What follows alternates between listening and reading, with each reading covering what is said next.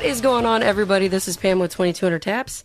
I have a very cool episode today, and the tables have actually turned, and I'll let you know a little bit more about that. But I want to first introduce to you my guest, who's actually going to be hosting this podcast, and you'll know why here in a few minutes. So if my lovely guest could introduce herself. Hello, Pam. This is Joyce Attidy. And how long have I known you? When did you go through the training? Oh, man, five and a half. Okay. A little over 5 years ago. Okay, because we met each other through Pathways Core Training, which is a emotional growth boot camp. Oh my God, I need help training that I went through in 2007, and then you went through about 5 years ago, and I started seeing you around in the rooms because you started volunteering as well. Yep. And slowly we've gotten to know each other. I know, you like it. You like it. And we've been able to serve in the room together. So, and I know one of the things about the training is learning to what your passion is and how to make it happen. Not just know your passion, but how to make it happen.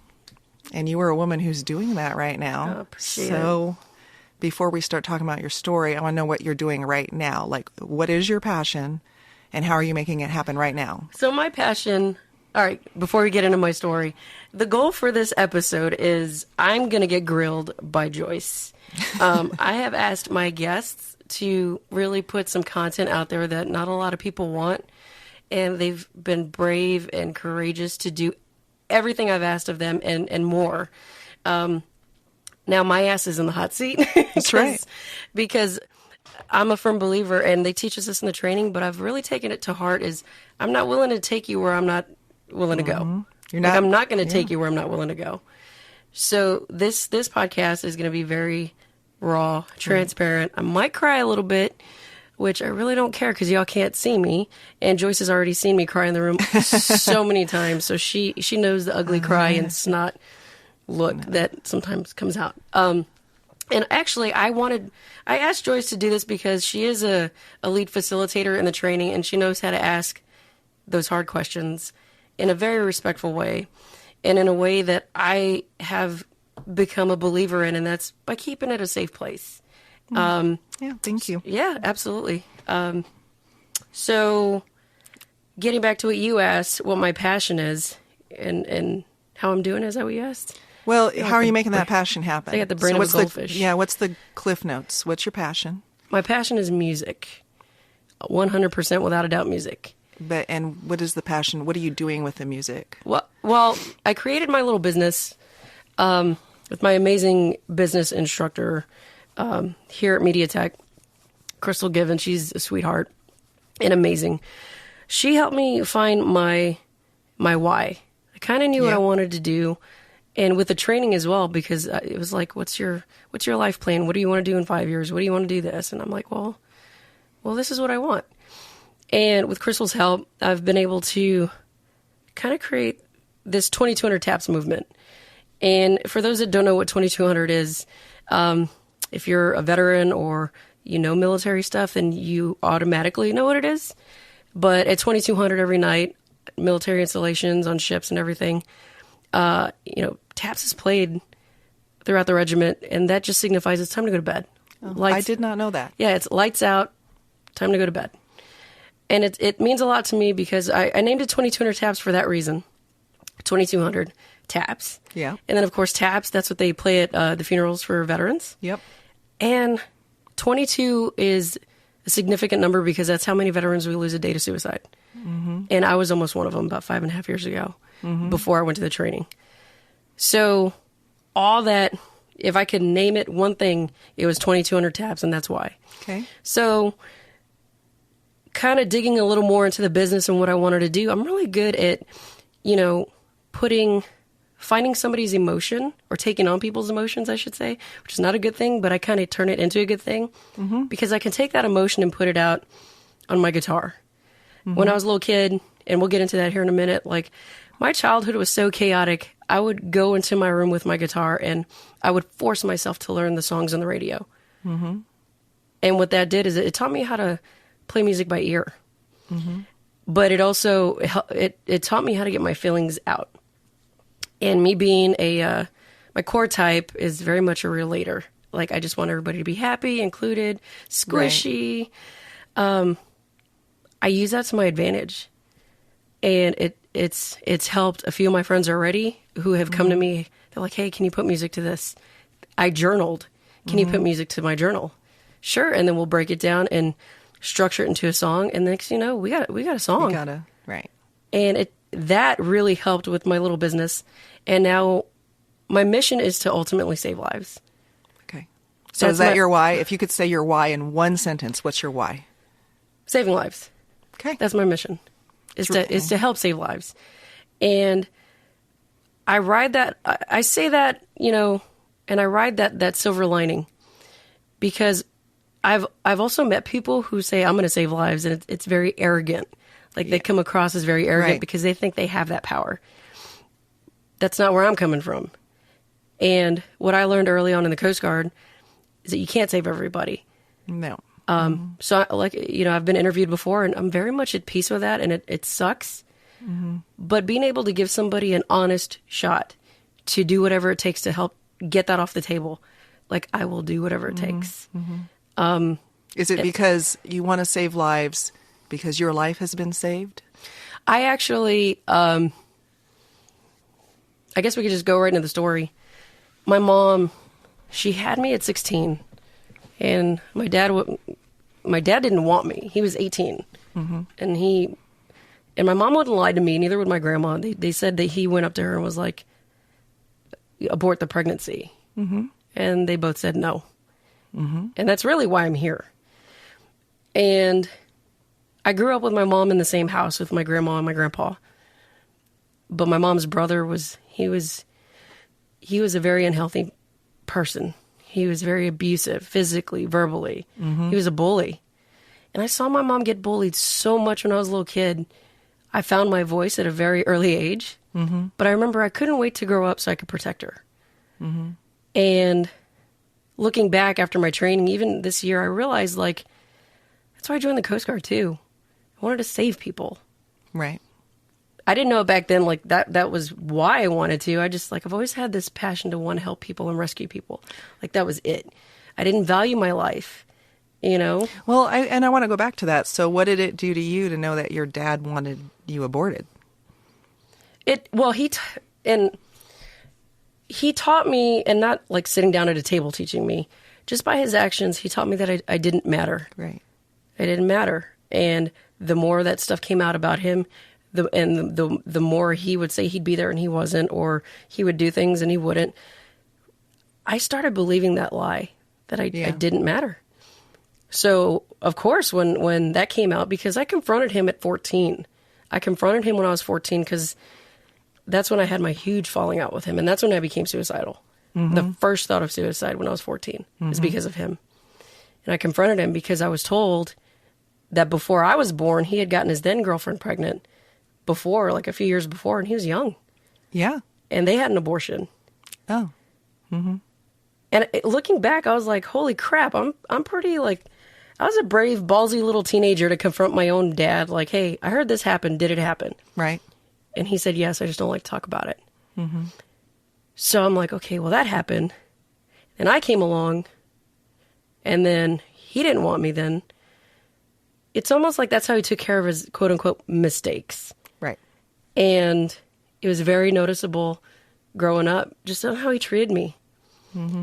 And I believed it. And when I found out about that, I'm like, yeah, I felt like a piece of shit. Like, I didn't matter. Right. And that was the biggest thing that's really... Do you think that's been an underlying thread for you in your life with suicidal ideation? With everything. So that was like the groundwork for... out of curiosity, do you wish your mom and grandma wouldn't have told you that? No. No? So you're glad you know? Yeah, because even as a little kid, I would beg my mom to just talk to me. Because she was young.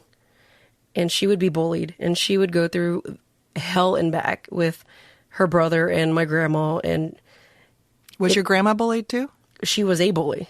I don't know what her upbringing was, but between, and God rest her soul, I love my grandma. Yeah. She loved me. And there there's another part to that story. Yeah. We all have our dysfunction. Yeah. But when my grandma and my uncle teamed up together, it was forget it. Oh. Those two enabled each other. They fed off of each other. And if you were around, God help you. Got it. So your mom was kind of like the punching bag. She when was. Those two, what about you? Were you also? They left me alone for the most part. Okay. I think just because they were too busy. Like, he had his own dysfunction with his own family. Yeah. With his wife and kids, which I'm not going to bring that up because I'm going to respect what happened to them. Sure. But I saw a lot of violence. Okay. I did see him go after my mom once when I was 6, and it scared the shit out of me. Mm-hmm. My grandpa was in the doorway holding him back. I remember I was trying to tie my shoe. But I remember growing up, my mom would always run to the bathroom. And I couldn't understand why, but I would always put my ear to the door. And I could hear her crying. Yeah. And I was little. Yeah. I mean, as early as I can remember, I was like probably 4 or 5. And that continued until we got out of there when I was 14. She would isolate to the bedroom because that's where she felt safe. You know, she leaned on her music because that was her safety net. Because my mom's a musician. Oh, I didn't know that. And so is my dad, yeah. My biological dad. What does your mom play? She's a singer. She's a fantastic singer, performer. Okay. So that kind of helped her cope. That was how she did it. Yeah. You know, even there's some, I don't want to say PTSD, but there are some triggers there for her. Because with my grandma, she would watch you perform and tell you, you're not doing it right. Do it this way. You're not doing it right. So my mom's got her own stuff that she's actually done a lot of work around. I'm so thankful for that. She's gone to therapy and even started the pathway training program. We're trying to get her back in the room to finish. Oh, wow. Okay. She's a teacher, so the schedule just, it clashed when she started. But it wasn't easy. Yeah. She has anxiety. She, you know, till this day, if she goes to the bathroom, I freak out. And I'm like, Mom, are you okay? So you have anxiety too? Yeah, because it takes me back to when I was a little kid. Mm-hmm. So what made you, at that age, think that you could save her? Like, what made you believe that? Man, I don't know if it was growing up watching He-Man or I don't know, but I've always had this thing in me where I would do anything to protect her. Yeah. And even as a little kid, like, I found my voice. I saw people yelling at each other. I thought that was normal. Right. So let's go to town. That woman is my hero. Yeah. I would not be here. I would physically just not be here if she had she said yes when he said abort the pregnancy. I would not be sitting here with you. Right. But she was 16. Yeah. I can't imagine a 16-year-old having the balls to be like, no, I'm keeping this kid. And actually being an amazing and badass single mother. Mm-hmm. Took her 14 years to get her master's degree, but she did it. Wow. We lived at home with my grandparents. Yeah. We dealt with the bullshit and the bullying, the holes in the wall, the holes in the door. All of it. We dealt with it, you know, because she knew that she wanted to make a better life for us. And she put up with it. Mm-hmm.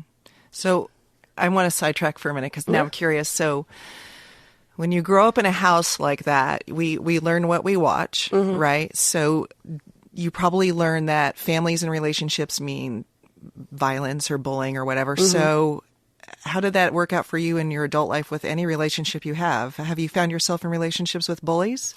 Or have you been a bully? Has it like carried over at all? I haven't been a bully that I can consciously, when I look at myself, I was never the bully. Mm-hmm. But what I was the person that was very codependent. Okay.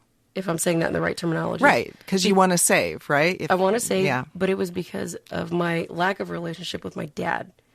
Because he would be in and out of the picture. I would literally be that kid staring out the window waiting for my dad. Mm-hmm. Like, that would be me. Mm-hmm. And he would never come. And we would have a falling out, and we'd reconcile, and we'd have a falling out, and we'd reconcile.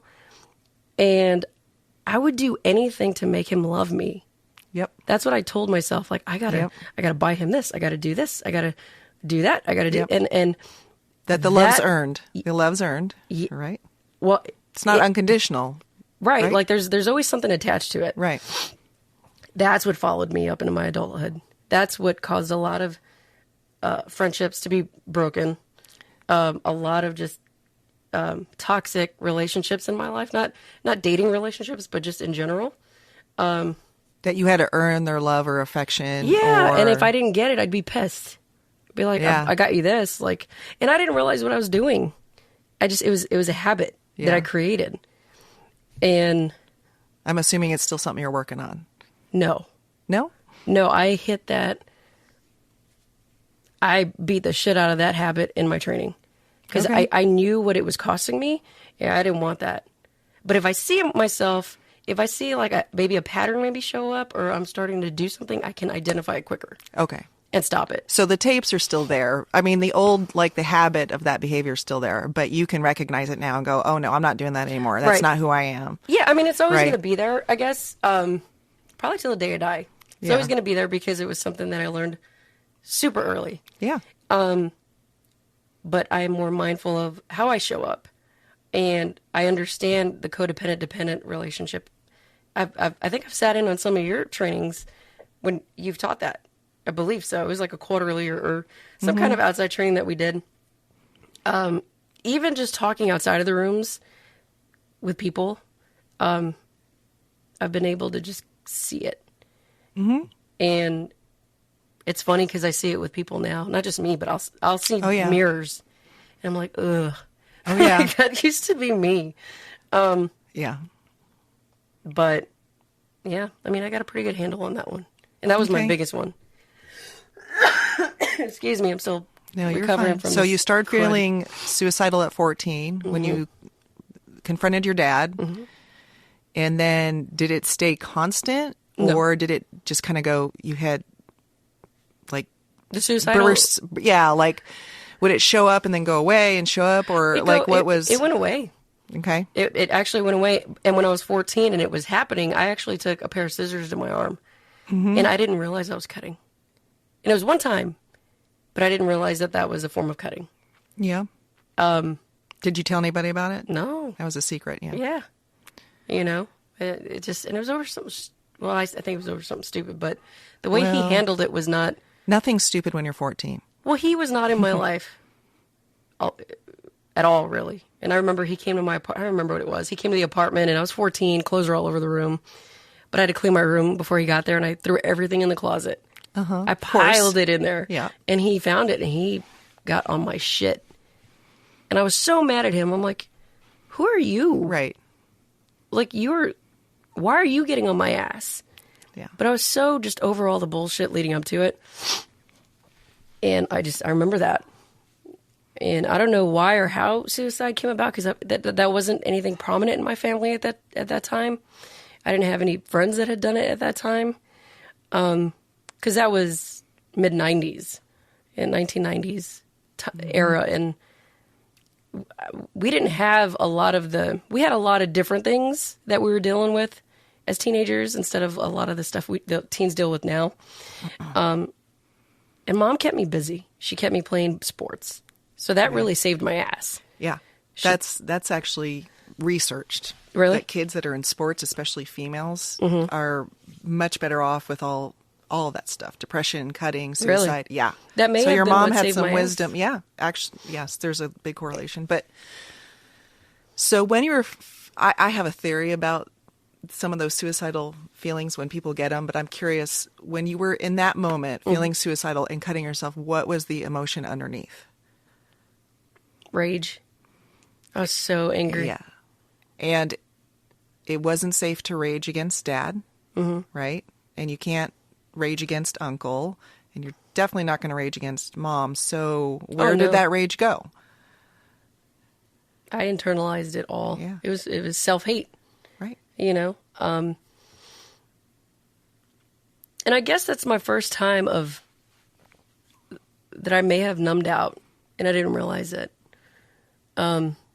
I don't want to speculate, but I just know in that moment it was definitely rage.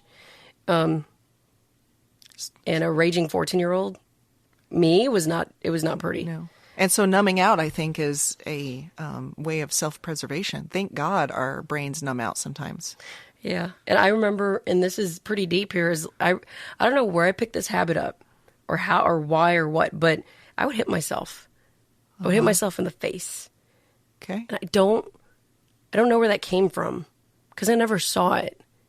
But I remember I'd get so angry. I didn't want to hit a person. I was rational enough to know, like, I'm not going to hit a person that doesn't deserve it. But I remember giving myself a black eye in my 20s because I hit myself so hard. And if it wasn't myself, I'd punch a wall. That I did pick up from my uncle. But yeah, the rage has to come out. It's all of those it emotions. It has to come out sideways. It comes out, yeah. Yeah, and I mean, I didn't know. Even the guitar, like, I play it for so long, but it only did so much for me. So that was my upbringing for the most part. And so where did the music play into this? So you used your music to cope? Yeah. Oh, man, I would listen to Delilah. Remember Delilah? Oh, I remember Delilah. Love someone tonight. She would play the love songs. I wonder if she's still around. I don't know. And I haven't heard her in years. And then I'm from Corpus, and we had a station, Hot Z95, and they'd have all the cheesy love songs, you know. And then my dad, like, I'll give him credit. He introduced me to the guitar, and I will love him forever for that, because he's a guitarist. But he also introduced me to metal and rock, 70s, 80s, like Iron Maiden, Scorpion, Cinderella, like anything with color, you know, Black Sabbath, you know, Deep Purple. And he introduced me to that, and I would lean on that music. And that's how we actually bonded in the car, especially the grunge era in the 90s. He actually married, at the time, it was Chris Cornell's niece. That was his first marriage. I have no idea who Chris Cornell is. Soundgarden, lead singer. Oh, okay. Yeah, I know who that is. But he fucked that one up, and I was so pissed off. I'm like, dude, really? You're gonna fuck up a relationship where you have ties to Chris Cornell? Yeah. But I was little. That was his first marriage.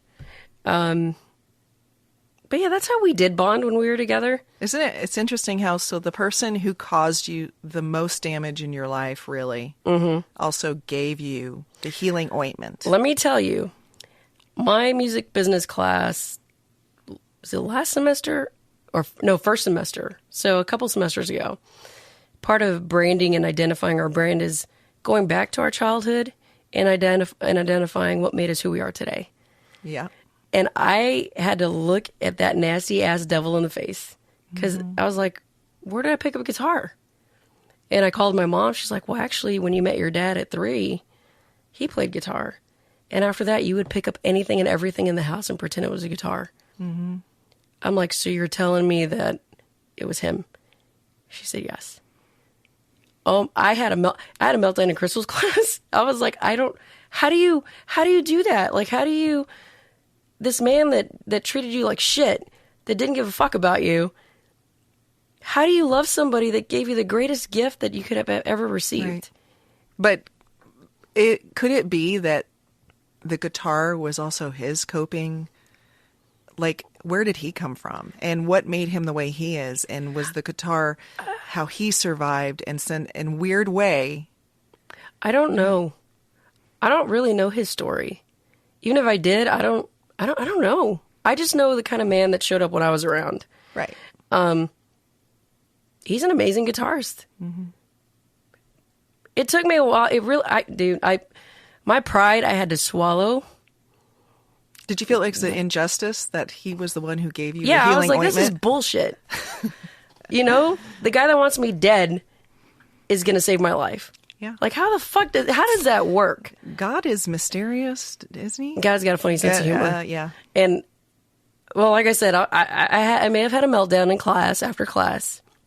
Thank God for my instructor, because she handled it professionally and really helped me, you know, navigate through that at that moment. So I had to swallow my pride and give him props, because that's honestly where it came from, you know? And I can sit here across from you and looking in the eye and tell you, I do love him for that. Sure. I do. He's a monster, but I love him for that. Yeah. That's not easy.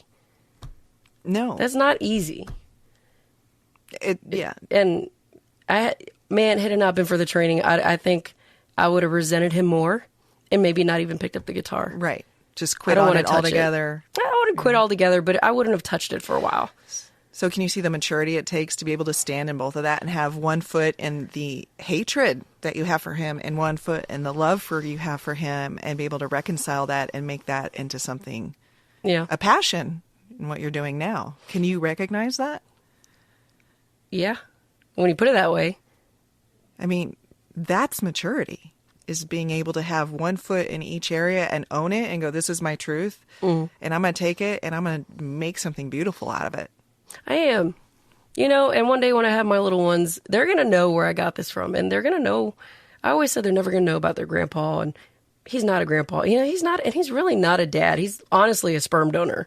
Right. He really is. That's how I see him. But they're going to know his passion for music and how it spilled over to me, to them. I give him credit and love him for it.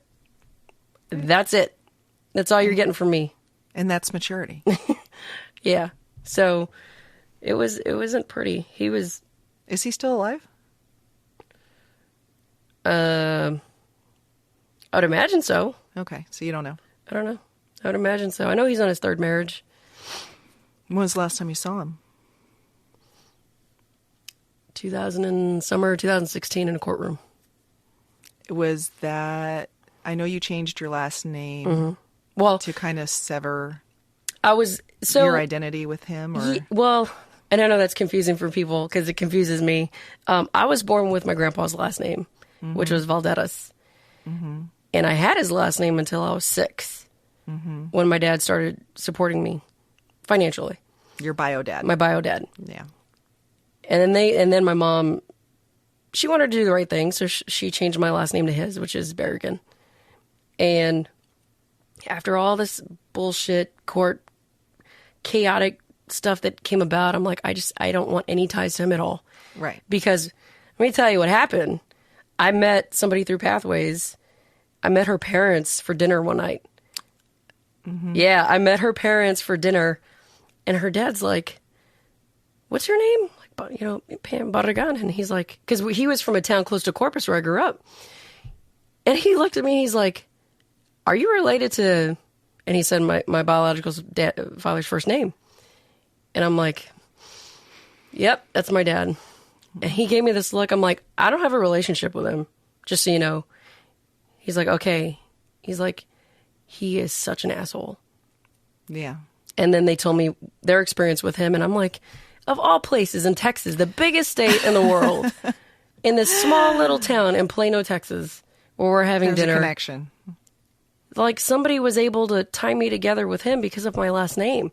And that was like the breaking point. I'm like, I don't want this motherfucker's last name. I am my own person. My grandpa was my daddy growing up. I'm fucking done. Yeah. And then this business started going, and I haven't changed it. But everything tied to 2200 Taps and everything else is his last name. And what made me decide to keep it was hanging out with my cousins from his side that are grown men, amazing fathers. And I'm like, there's still really good men with this last name. And that really helped me see the cup as half full instead of half empty. Okay. So my last name is their last name. And I don't have to have ties with him because there are good men with it. And sure, those are the men I choose to, connect myself with. Right. So you never did change your... No, I never legally changed it. You were talking about it. It was very close. I was very close. And then the business stuff started happening. I'm like, well, if I change it and this business stuff is already rolling, I got to go back and rechange all the paperwork and backtrack. Right. Excuse me. So why were you in court with him then? So I have a little brother and sister from him, from his second marriage, which I adore. And they're both teenagers now. Mm-hmm. And when my little sister was growing up and she was becoming a teenager, because of everything, I got a phone call saying, "Hey, can you make it to Austin? Because we're taking him to court." I'm like, "Oh, fuck yeah." Mm-hmm. And at that point, I hadn't seen him in 5 years, I guess. And we were in court, and I saw him, and I wanted to puke. And And once everything settled down, everything was said and done, you know, my little sister was protected even more. I'll just say that. Yeah. My family still has a lot of healing to do on that side. Mm-hmm. And they are very interested in going through the training. Mm-hmm. And I can't wait. Yeah. There was actually a movie on Netflix, or what is it? With the neighbor next door grooming the daughter. Do you remember that movie? I can't watch those movies. They upset me too I forget what it's called. But I just anyhow, can't. Yeah. It was shortly after I met my friend's parents, and they tied me to him. And I watched the movie, and basically the neighbor was grooming the young girl. They had a relationship. Then he had a relationship with the dad, and then the mom. Like, it was very twisted and sick. And everything this man was doing reminded me of my dad, mm-hmm. to a T. So much so that when he ended up offing himself, he did it with pills, and he drank it with Kahlua and milk. And that triggered me because Kahlua and milk was what my dad loved, and he had me. So the guy in the movie? In the movie, yeah. Killed himself? And... Yeah. But yeah. I tied him with my dad even more when it was Kahlua and milk. Yep. Because my dad allowed me to drink that when I was a teenager with him because he loved it. Mm-hmm. And I was like, oh, shit. That's when I was like, I got to get this name off of me. I can't be tied to this monster. Right. So that's basically it in a nutshell, without giving away. Right. It was just not pleasant. And he was a womanizer, predator. I saw it. Right. Just didn't know what that was when I was younger. He dated one of my teachers. You know, yeah. His wife, I think now is like my age, which I hope and pray if it's working out for them, Godspeed. Right. I really do. If he's still alive, because I really don't know. Mm-hmm. I don't know. And if I find out, hey, he died, I'd be at peace with it. Right. Because I dealt with all that shit in the training. Mm-hmm. I had a safe place to really work on that anger, which was really a lot of hurt underneath that. And grief. I mean, yeah. There's a grief that can happen when someone's still alive. Yeah. Yeah. So, okay, now I want to jump back to, you said as recent as 5.5 years ago, you were suicidal. That was before you went through the training. And I know something happened. You were in the Coast Guard. Mm-hmm. I don't know what year you got out. Mm-hmm. I know there was a tragedy that happened in the Coast Guard. Yeah. That greatly affected you. Mm-hmm. So what's the story with that? I think we're going to do a little cliffhanger. Okay. Because we have to take a break. You guys are welcome for that one.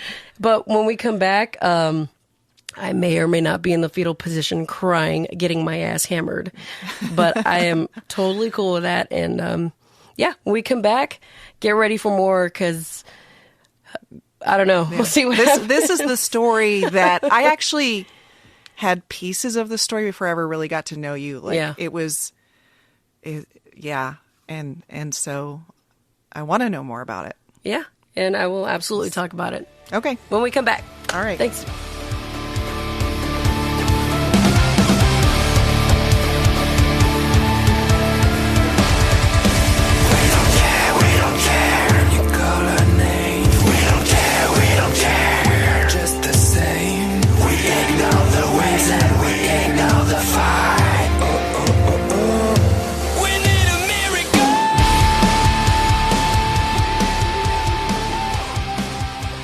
All right, so welcome back, everybody. This is Pam again with 2200 Taps.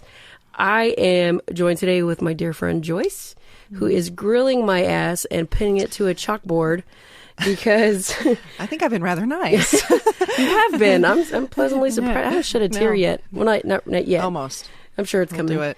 But Joyce has actually put me in the hot seat so I can share my story because, again, like I've said, I'm not going to take you where you're not willing to go. And all my guests that have come before me have really shared some heart level content. And it's my turn. Yeah. So let's just jump right back to it. So what was your last question? It was 2 questions. The first one was, you said 5.5 years ago you were suicidal, mm-hmm. but I also know something happened in the Coast Guard that profoundly affected you. Mm-hmm.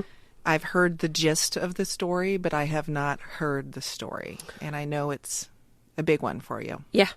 So I'll back up a little bit. I joined the Coast Guard after college, February of 2003.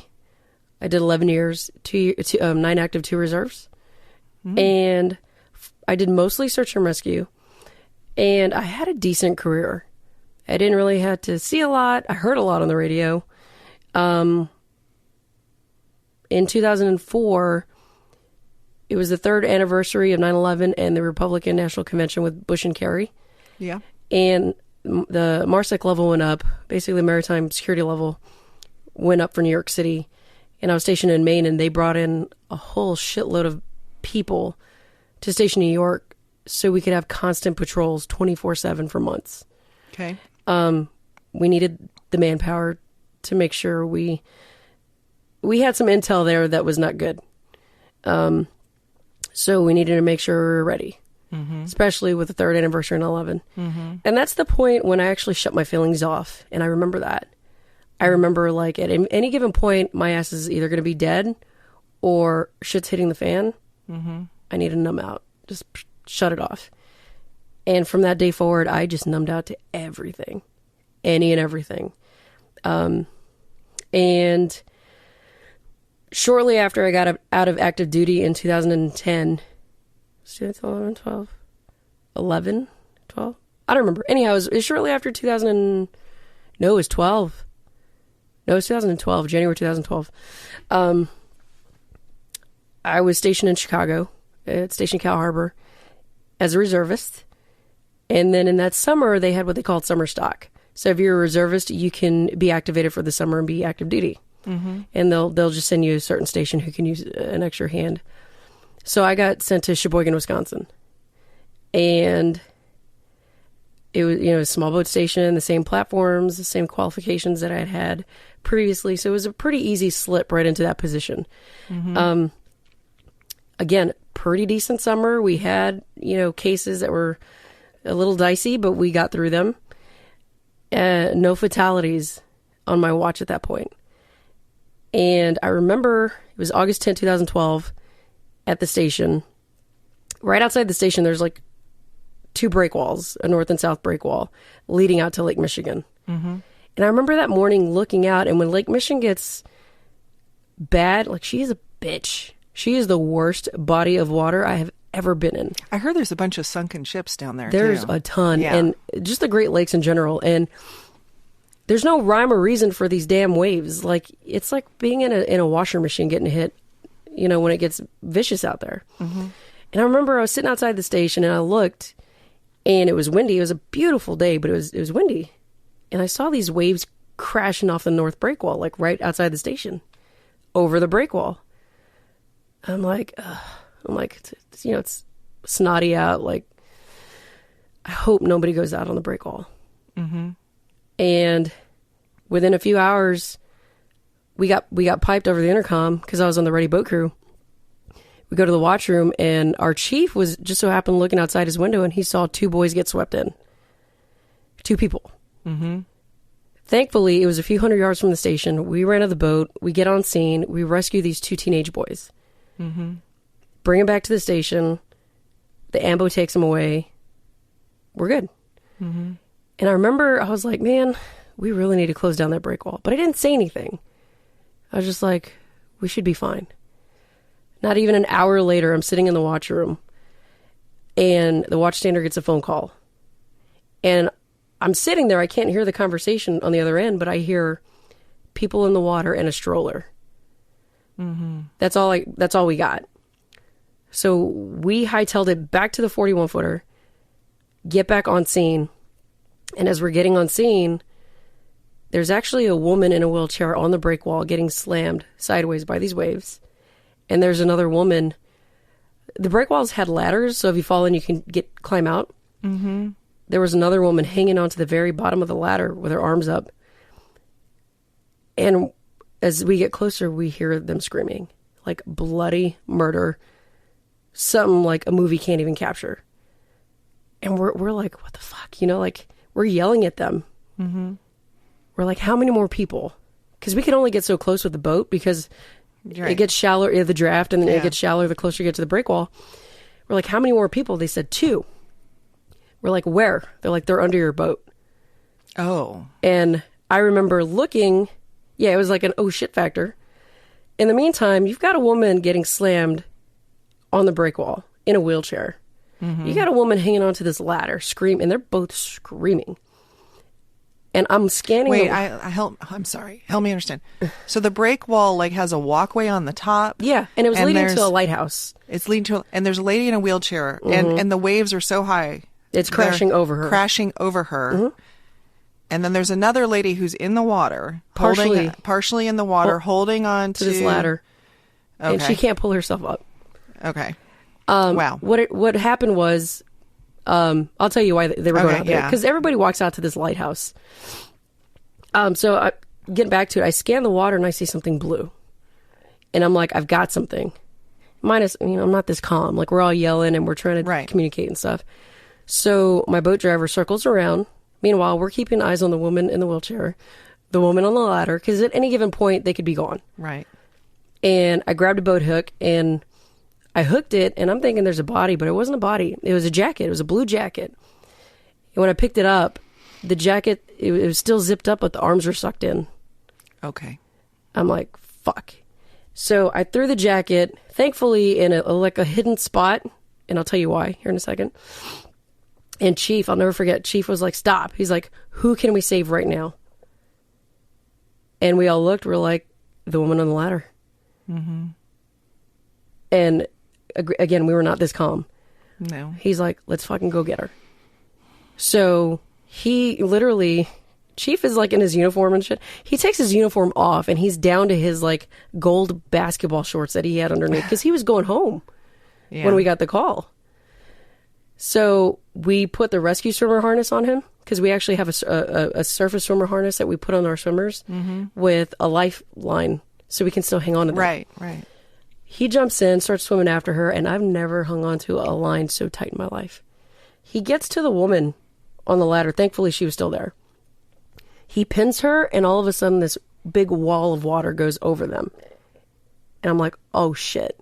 Mm-hmm. What probably took a few seconds felt like a few hours. It was just like, fuck. Mm-hmm. It clears. We see them. Start pulling them in.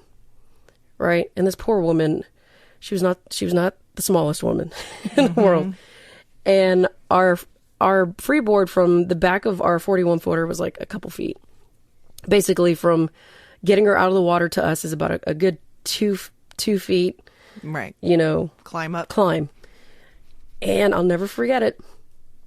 She was still screaming, still crying. It was just me and another guy. And I was like $160 at the time. I was really tiny. So we're like, fuck it, get her in the back of the boat. Because in the back of the boat where the exhaust is, you actually have holes where you can climb out. And we knew that because we had to learn all this stuff. So we get her to the back of the boat. Meanwhile, I'm yanking on her. My shipmate's yanking on her. My Chief's under her, like elbow deep in her ass, trying to get her up. And she is still crying and yelling. And I just lost it. I yelled at her. I'm like, fucking pick yourself up, like I'm screaming at her. And it snapped her out of it. Finally, we get her on board. And we still have this woman in the wheelchair, mind you. But at that point, I can hear the sirens. I hear like reinforcements are coming. And we get the woman on the boat. And she ends up looking off the back of the boat. And me and Chief are facing each other. And she's looking out the back, still screaming and crying. And I'm like, what are they wearing? And I won't say the victims' names. But she said, so-and-so is wearing a white shirt, black jeans, and so-and-so is wearing a blue jacket and fishing waders. And Chief and I looked at each other and just shook our head, kind of like what we're doing now, shaking our head, but ever so slightly, because we knew he was gone. Fishing waders, they fill up with water, and you're just a big anchor. But when she said blue jacket, I looked. She didn't see that blue jacket that I picked up, because it was, like I said, in a little hidden spot. To make a long story short, that was a Friday afternoon. And we went, we were searching, and it went from search and rescue to search and recovery. For two people. Meanwhile, as we're trying to get this woman back to the station, I'm seeing police officers and everybody running after the woman in the wheelchair without life jackets on. Oh. And I'm like, oh, God, like, no, you know, especially with a gun belt, like you're going. Right. Thankfully, they get her off. And it turns out there were 5 people walking on that break wall towards the lighthouse. 5. It was a mother, her 2 kids, older, a woman and her fiance. And they took a nasty wave that swept the 21-year-old son in, and his buddy, who was the fiance of the woman that we picked up out of the water. Oh. So the screams that we heard was a mother screaming for her kid who went under and didn't come back up, and a fiance who saw her fiance go under and not come back up. So, okay. So the lady that you pulled into the boat. Her fiance. Her fiance? Yes. And the woman in the wheelchair was the mother to the son. Oh, wow. So that was Friday afternoon. Again, we had a cadaver dog. I didn't even know they had cadaver dogs for the water. He had his own little boat and everything. It's kind of the cutest little shit thing I've ever seen.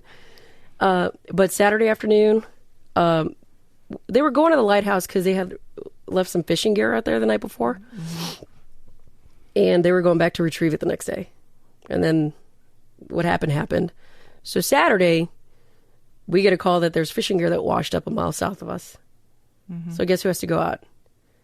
So we went out, do search patterns, and basically had we come across a body, I would have gone to go get him because of my role on the boat, which is fine. The divers ended up finding the fiance Saturday, and then Sunday they found the son. And we got to the station because we had another case, and we came back and helped with the son. So I hung out with the son in the machine shop until the medical examiner got there to take him. It didn't bother me.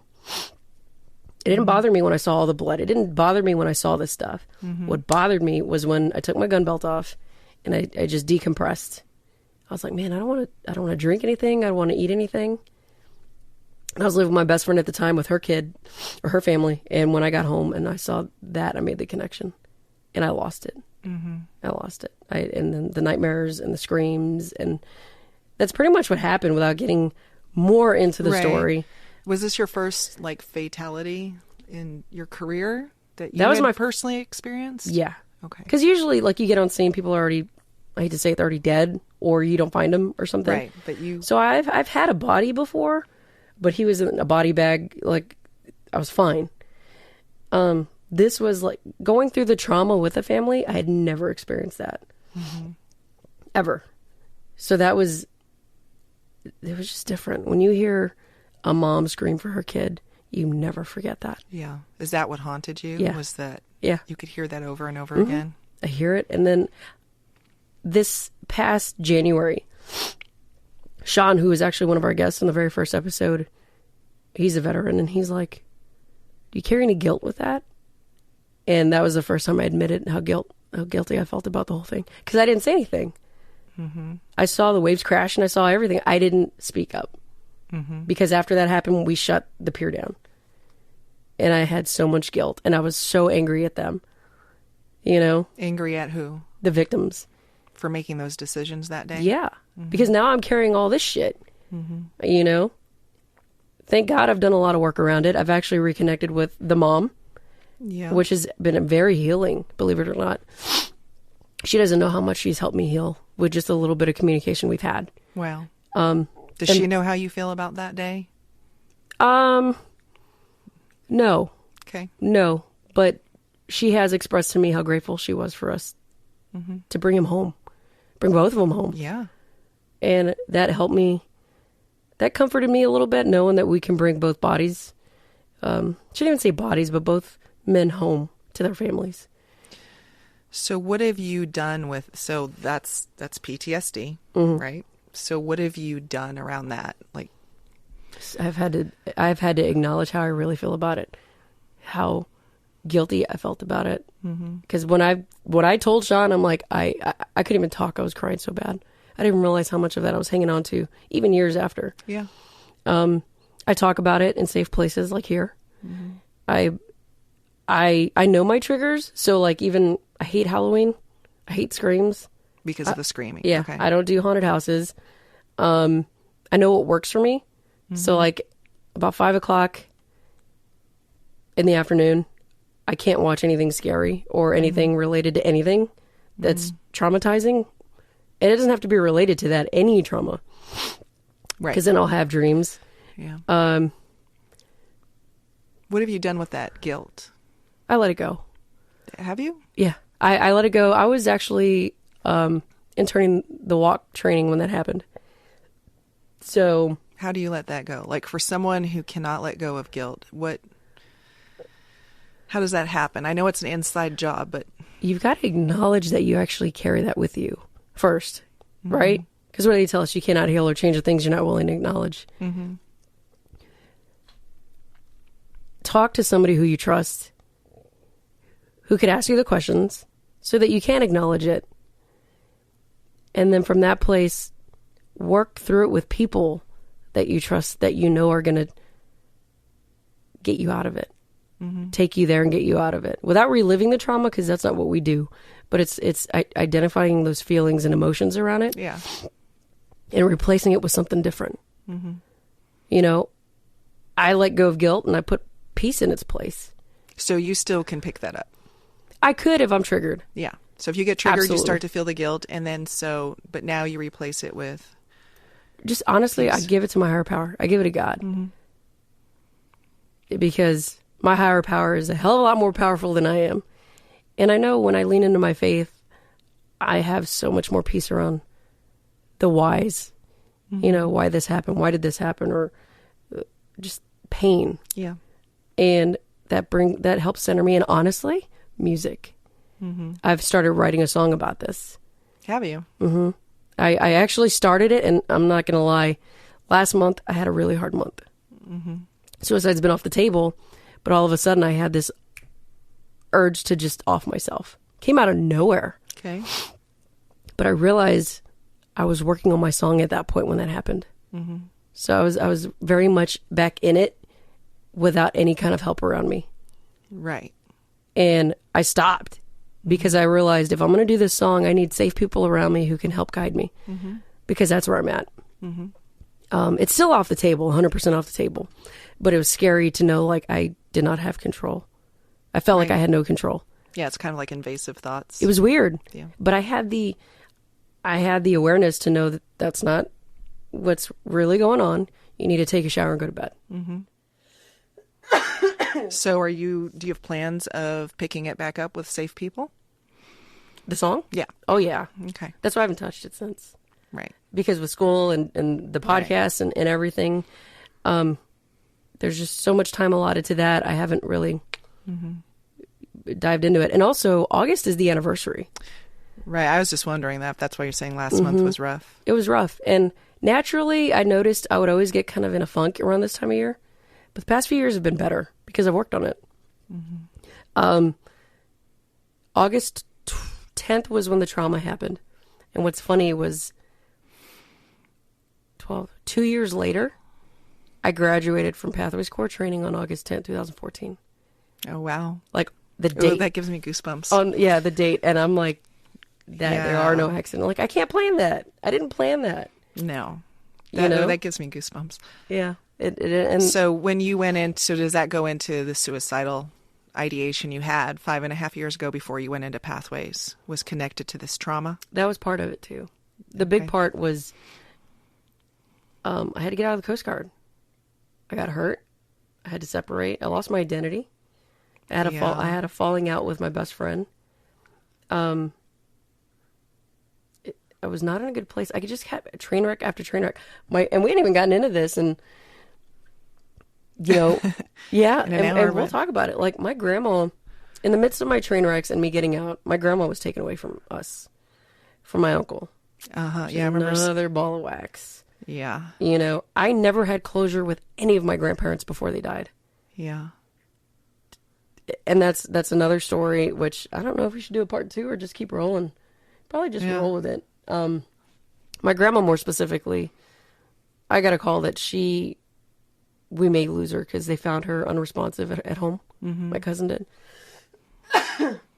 Excuse me, I don't mean to cough. That woman survived. She had a really bad UTI that went septic. But long story short.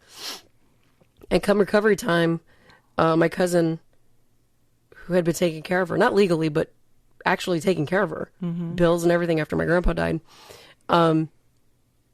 they told her, you need to find a rehab facility for your grandma so she can get better.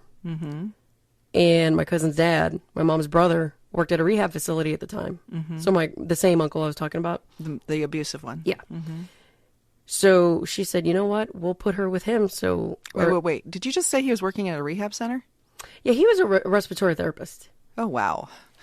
There's man, my story. We can go like 3 episodes into this. So let's put them near the most vulnerable people. Yeah. Okay. Sorry. Yeah. Go ahead. There's a lot there. Yeah. And I kind of agreed with her at that point. I'm like, yeah, put her where there's a familiar face. You know, I didn't encourage that. She actually did that for that reason. So she's in the rehab facility, and apparently during her stay, they told her, you know, Ms. Valdetis, you need to pick power of attorney to take care of you because you can't do this anymore. So she picked him instead of my cousin who had been taking care of her this whole time. So there's still a lot of resentment there, and there's a lot of shit there for my family. Well, when that happened, he ended up changing the locks to my childhood home, changing all the phone numbers, and took her to live with them at his house. But nobody could get a hold of her. Couldn't even get in the house. And it was so bad that I went to Corpus one time with my other cousins from my mom's side that love my grandma, and they knew what happened. They're like, you know what? Let's go fucking get her right now. And they had guns and everything. Wow. I'm like, fuck yeah, let's go. Like, I want my grandma back. Like, this is bullshit. They won't let us see her. All this stuff. And I told my mom, I'm like, we're going to go get her. And she said, Pam, don't. She's like, I don't want the drama. Please, just don't. So what kept all of us from going ape shit, I don't even want to know what would have happened, to go get her, was my mom just telling us no. So we didn't. And let me clarify, we were not going in there to literally kill somebody. We were not. Going to kidnap grandma. We were going to go get her, but we were told that he had pulled a gun on people before. And that's the only reason we were like, fuck it, let's load up and go. You know? So that happened. And I was just in a really dark place. Very dark place. And I couldn't feel. I remember I took 5 shots of Crown, and I took a fork, and I dug it into my left hand just so I could feel something. I could not feel anything. I don't know, it was because I had 5 shots of Crown, but I could not feel anything. And I was just like, I just need to end it. I need to end it. And before I could plan it, my sponsor, who was actually a very well-known person, so I will not say her name, all she posted on her Facebook site, and she never does this, all she said was, every day 22 veterans commit suicide. Oh, wow. That's all she posted. And I remember I came across that. I'm like, well, fuck. Yeah, it's true. I'm about to be one of them. And then she followed up. She's like, if you're a veteran, you want something different, I have something for you. That's all she said. So I messaged her, which was in April of 2014. I'm like, vet here, what do you got? She's like, hey, I'm going through a training here in Dallas. And next month is Military May. You get a free weekend. If you come, I will pay for your hotel, so you get a free weekend. And I was in Chicago. I didn't even have a job. I was like, how the fuck am I going to do? I'm like, I'm in.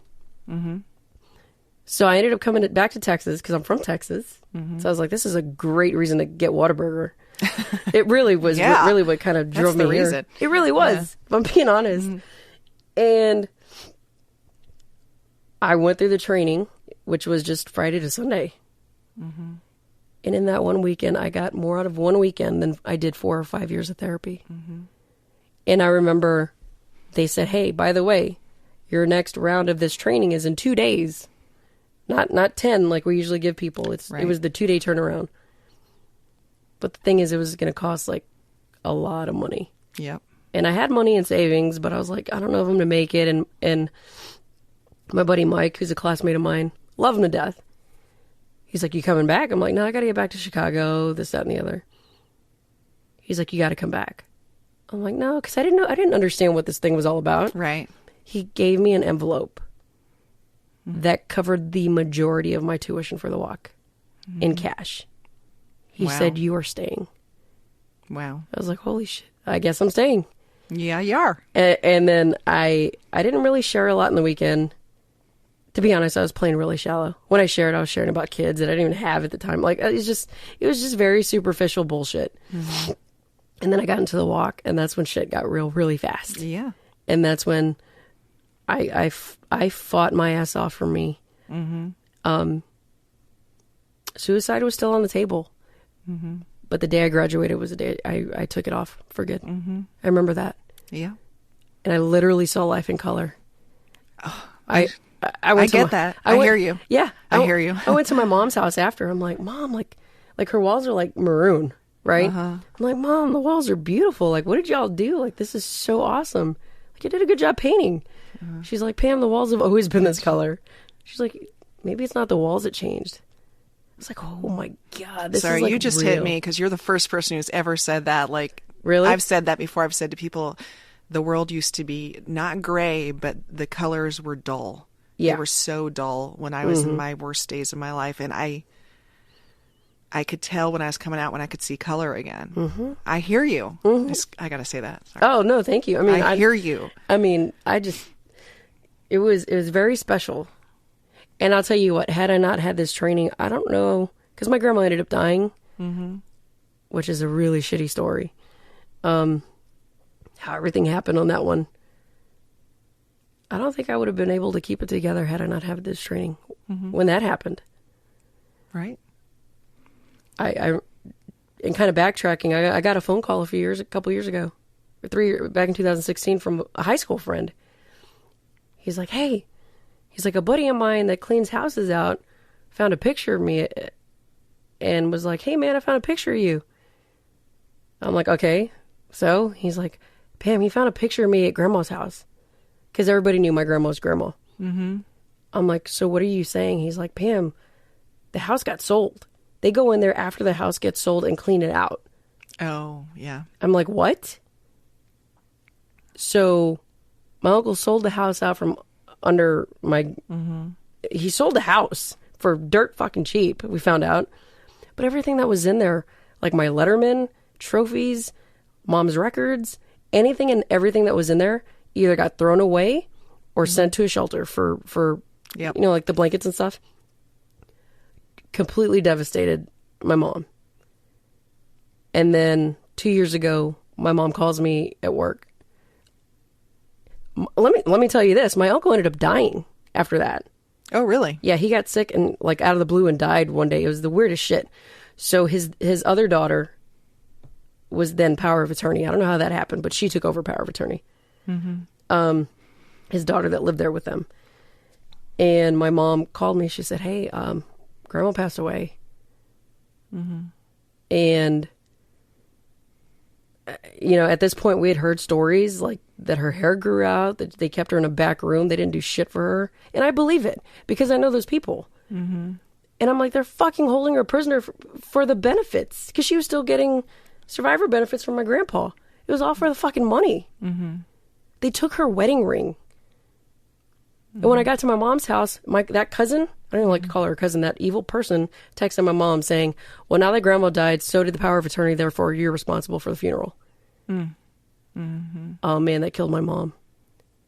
And I'm like, you know what you need? I'm like, this is how I want you to reply. She's like, what? I'm like, thank you for caring enough to share. I promise to read that carefully. Mm-hmm. And she did it and didn't hear anything back.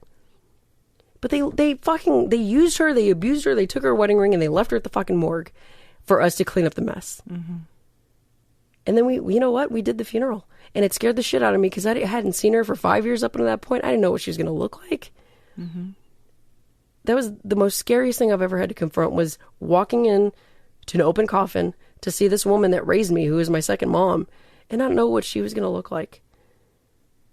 Thankfully, my brother-in-law at the time, my cousin's husband, and my stepdad, he's retired chief of police. I call him my brother-in-law. He's a state trooper. They're like, they're not allowed here. we will make sure that you guys are safe. Right. And this was a couple of years ago? This was in 17. So what did you have inside of you that day for you to handle that? To see your grandma after not seeing her for 5 years? Honestly, my group, my core. Okay. My core, that the people that I've been able to do some hard work with outside of the training room, I called them. I'm like, I am so scared. And honestly, there was a woman in particular that went through this training who had a very significant loss. And I won't share her story, but I'm hoping to get her on this podcast, who had to deal with something very similar, where it was an open coffin. And it's like, and I called her. I'm like, how do you walk in on somebody who you loved or love and prepare yourself, because you don't know what they're about to look like. And she must have been on the phone with me for about a half hour, just telling me how to work through it. And man, and she went through the training. And I'm telling you, all these people that have gone through the ringer and gone through this training have saved my ass in more ways than one. And I've been able to give that to my family. They've been able to see a change in me, that they're like, who are you? You know? So you really are saving lives now. I hope so. I mean, it kind of goes back to the beginning. You said that's your why. Your why is you want to save lives. And I asked you, I said, do you want to save lives because yours was saved? I'd say so. When you tie it back together, that little blessing, that little baby that. Yeah. I mean, you said something about you don't like it when people say they want to save lives, and I don't remember what you said. But arrogant. They're arrogant. Some people are arrogant. And maybe that arrogance is because they have never had an opportunity to have theirs saved. Maybe the people who save other people's lives for real are the ones who had to have theirs saved first. I think I've had mine saved more than once. Yeah. On many, many cases. And you know what? Because you allowed it to be saved. Because there's a lot of people out there who won't allow their life to be saved. It requires courage to be saved. You got to get out of your own way. Yeah. It's a choice. It always comes back to that. It's a choice. And, it's funny. And we're about to wrap up here in a minute.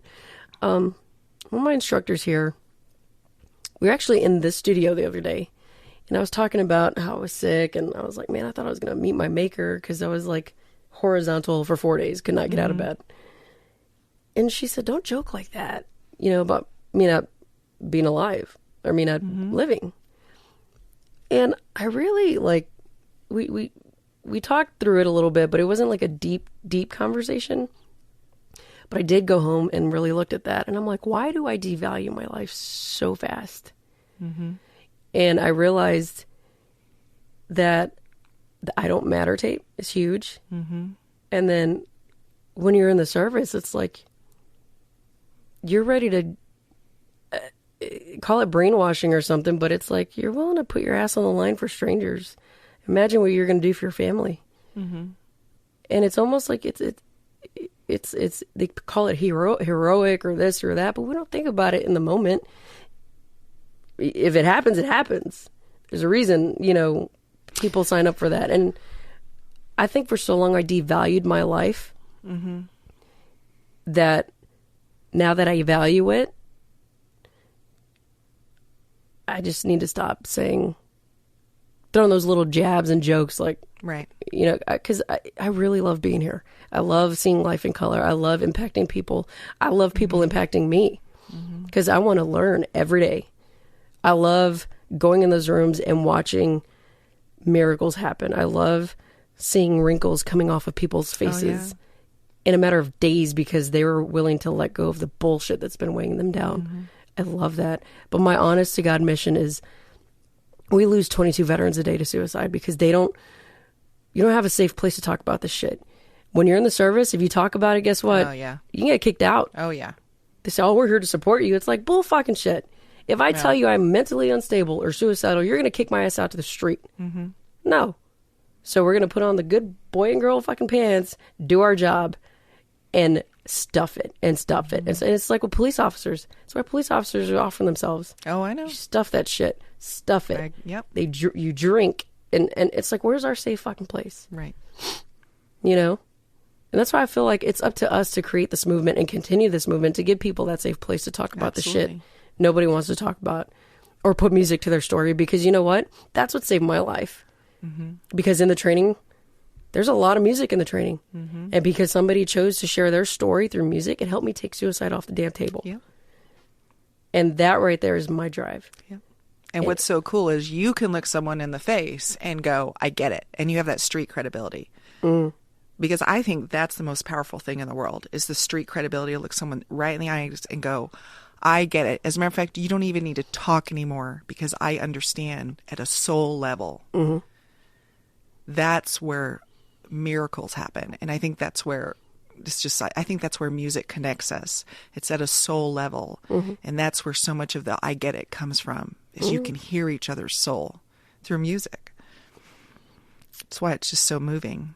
And it's funny you say that. I have this movie. It's one of my favorite movies, August Rush. No, I'm not a movie girl. I don't see enough. You got to see it. Okay. This kid, I don't think there's any spoilers. And if so, it's on y'all because this movie's been out for like a million years. This kid was an quote unquote orphan. Mm-hmm. So he was in, I don't know, foster care or something like that. And he would hear the wind blow, he would hear the chimes, and that was his music. Mm-hmm. That was his music. He ended up running away from the orphanage. And on the flip side, the other story is there was this girl who got pregnant by a musician. They're both musicians. She's an amazing celloist. This guy's an amazing guitarist. You know, and they got pregnant with this kid. Mm-hmm. The woman got in a car accident, and when she was in a coma, her dad had to make a decision about the baby. Mm-hmm. So he gave the baby up for adoption because the dad wasn't in the life.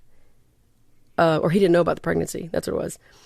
But when the mom woke up, he told his daughter that she lost the pregnancy. Mm. He ends up finding his way. He runs away from the foster care orphanage or whatever, makes it to New York City. He is a genius when it comes to music. He ends up going to Juilliard. Mm-hmm. He composes this amazing orchestra medley that his name's August Rush, right? So he's this miracle of a kid who just music is everywhere to him. Well, the mom, being a celloist, ends up performing. Oh wow! At this big shindig where August is going to play, and for the longest time she knew he was still alive, and then she found out that he was alive. So she was trying to find him this whole time, but didn't know this was her kid. Mm-hmm. They end up reuniting at this big concert. Mm-hmm. Even the dad reunites. You got to watch the movie. It's such a tearjerker, but it's so good. And the whole concept is music is everywhere, and music led them back to each other. Mm-hmm. And oh my gosh, you want to talk about boohoo and get you get you some Kleenex. Mm-hmm. You know, getting a onesie, getting a hoodie and sweats, and enjoy this because it is so moving and beautiful. I will have to check it out. You've anybody listening, you've got it, and you love music, you got to do it. And that right there is what inspires me. Is music is gonna impact so many people. Mm-hmm. You don't even have to have words; just get a melody going. Just a melody, and that's what I love about it. And that's in closure for the most part. That's my story. There's so much more to it. I know there's so much more. That was just the cliff notes. That really was. We may have to do an episode 2. Maybe. Yeah. I don't know. Excuse me. Thank y'all for dealing with my coughs, by the way. I've enjoyed getting to know you better, Pam. Thank you. Me too. It's only been a few years and finally get to know the whole 5.5 years later. the whole thing. I didn't know. I knew about the tragedy. I knew about one man being lost in that accident. I didn't know there was 2. There were 2, yeah. I did not know that. There were 2, and it's funny. I found the news footage on YouTube a long time ago. I was like, oh shit, you know. I thought we were making national news, just the way everything was going down, and right, and everything, and it's interesting. So I'm so glad you have a relationship with his mom or some kind of restoration.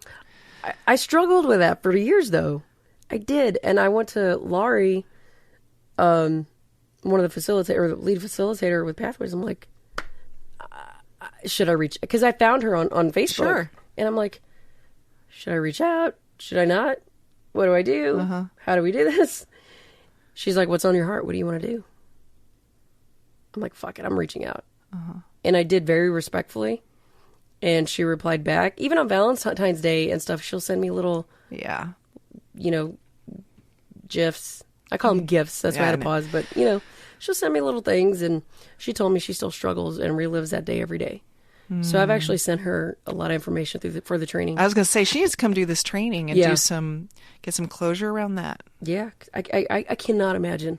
And I think that's what really tore me up, is because I love the relationships, seeing parents with their kids, and even like my nieces and my nephew. Like, I love kids.